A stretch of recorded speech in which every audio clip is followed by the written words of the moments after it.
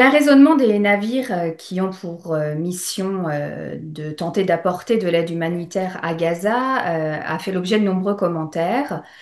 Cet arraisonnement, celui en tout cas qui a eu lieu pour ce qui est du navire Madeleine, semble clairement violer le droit international. En effet, par rapport aux informations dont nous disposons, cet arraisonnement a eu lieu dans les eaux internationales ou, selon certaines sources, dans la zone économique exclusive de l'Égypte, ce qui ne change pas vraiment l'analyse en droit.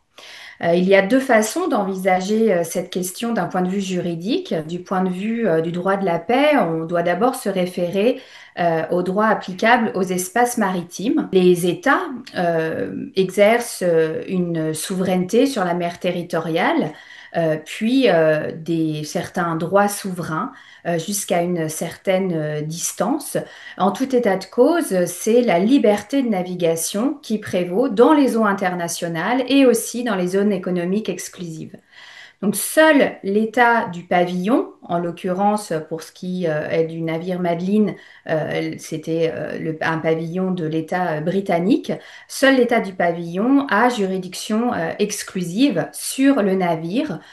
La Convention sur le droit de la mer faisant état de deux exceptions s'il y a des actes de piraterie ou de traite d'êtres humains, ce qui n'était pas le cas en l'occurrence. Donc de ce point de vue, un arraisonnement dans ces zones où prévaut la liberté de navigation est illégal. Du point de vue du droit de la guerre, si on s'en réfère aux principes à appliquer en temps de conflit, il y a certains principes, notamment dans le manuel de Sanremo, qui prévoit effectivement l'exercice d'un blocus naval et donc la limitation de navigation vers les eaux sous blocus.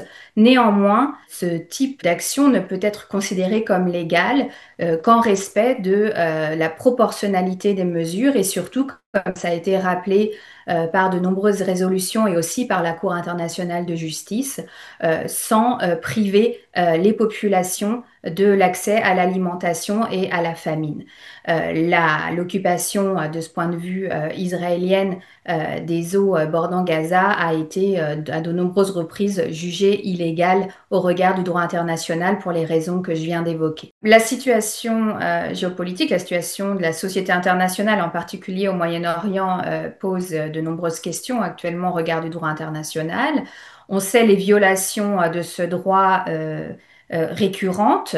Elles sont actées par la Cour internationale de justice et elles font aussi une quasi-unanimité auprès des spécialistes du droit international.